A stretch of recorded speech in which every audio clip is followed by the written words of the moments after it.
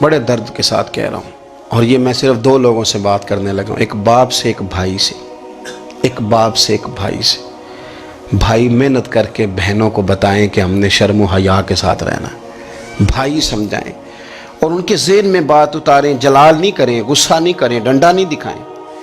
ان کو اس بابت سمجھائیں۔ بھائی تیری زیادہ ذمہ داری، اگر تیرا فون چل رہا ہے نا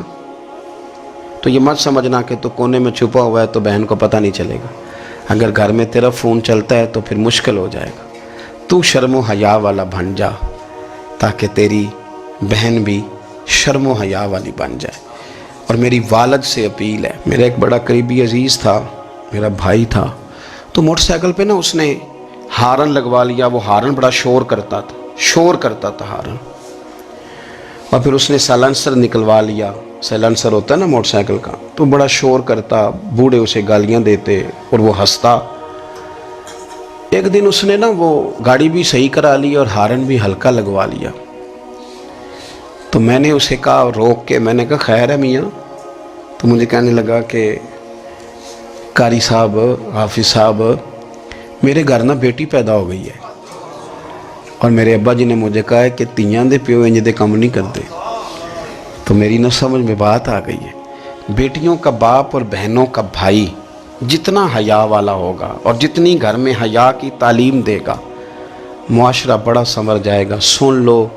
موتا امام محمد میں حدیث ہے، میرے نبی پاک نے فرمایا حیا کل کی کل ہی بھلائی ہے، حیا میں بھلائی ہی بھلائی ہے، حیا میں خیر ہی خیر ہے، یعنی حیا والے ہو گئے تو بھلائی والے ہو گئے، حیا والے ہو گئے تو خیر والے ہو گئے، حیا والے ہو گئے تو اللہ نے بڑا کچھ دے دی۔ آپ گھر کے اندر کوئی چیز دیکھیں نا، ٹی وی پہ، موبائل پہ، تو خدا را ذرا سوچ کے دیکھیں، یہ جو بدبو ہوتی ہے یہ دور سے آ جاتی ہے، جس طرح خوشبو دور سے آتی ہے تو بدبو بھی دور۔ میں آپ سے عرض کروں کہ اپنے اوپر محنت کریں، اپنے آپ کو سنبھالا دیں۔ ایک شخص کا سنور جانا